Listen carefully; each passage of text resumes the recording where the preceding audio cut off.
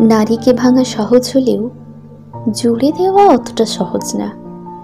কারণ তারা অন্যের দ্বারা ভাঙে ঠিকই, তবে অন্যের দ্বারা জুড়ে না, বরং ভেঙে যাওয়ার পর নিজের মতো করে বাঁচে, নীরবতায়, একাকী নিঃসঙ্গতায়। কারণ সে ভাঙার আগে তার সর্বোচ্চ দিয়ে চেষ্টা করে তাকে যেন ভাঙা না হয়। কিন্তু তার চেষ্টার ফল শূন্য হলে সে বাধ্য হয় ওই ভাঙন থেকেই নিজেকে সরিয়ে আনতে।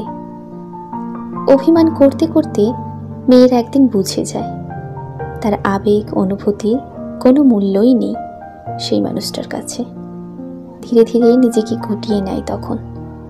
তারপর একদিন অভিমান করাই ছেড়ে দেয়, নরম মনটাকে একটা কঠিন মোড়কে মুড়ে নেয়।